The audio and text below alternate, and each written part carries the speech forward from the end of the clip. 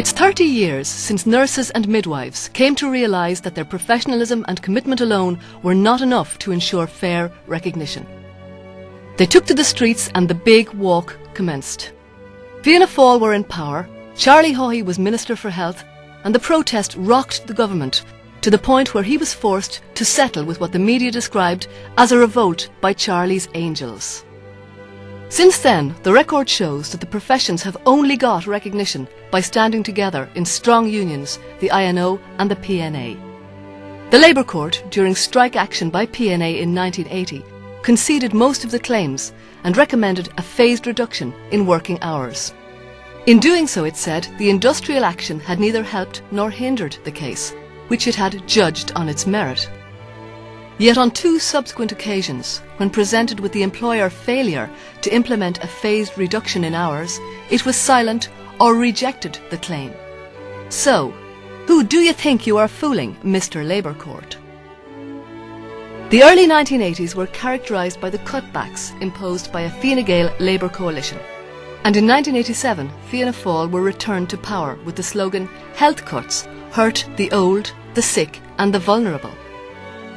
On their return to power, they introduced even more severe cuts, reducing student nurses' pay by 60%, closing hospitals and converting many nurse posts to temporary status. Nurses and midwives were in the vanguard of the protest against those cuts. In 1994, discussions on local bargaining commenced in September, but employers did not engage until after the INO and the PNA threatened to withdraw from the process. By that time, Fine Gael and Labour were in power, and Michael Noonan told the INO conference he accepted nurses needed more pay. The pressure was on. A £10 million offer made in December 1995 was rejected. In February 1996, nurses and midwives rejected an offer of £20 million, and the march was on again.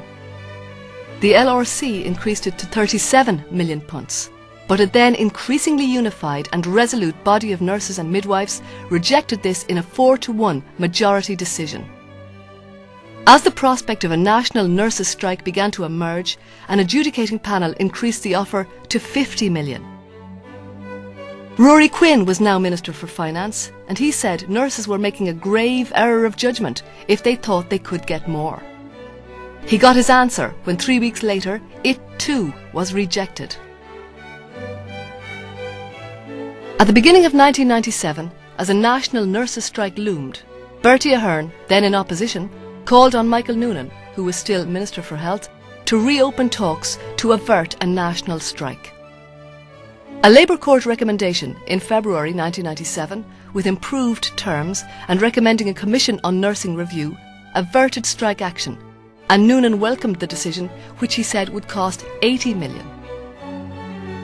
The Commission made 200 recommendations on the last day of July 1998, but unlike other expert groups, avoided pay and referred 3 issues back to the industrial relations process: long service, differentials and allowances. The Fianna Fáil PD coalition was now in power, and on the 16th of September 1998, the Cabinet decided it would not accept the 3 recommendations on pay. You would think they might have expected the reaction. Under pressure from their backbenchers, they reversed their decision 10 days later. The united power of nurses and midwives had come to bear on their shoulders once again. Health employers prolonged the talks and tried to get the LRC and Labour Court to make their decisions for them. After 3 visits to the Labour Court, nurses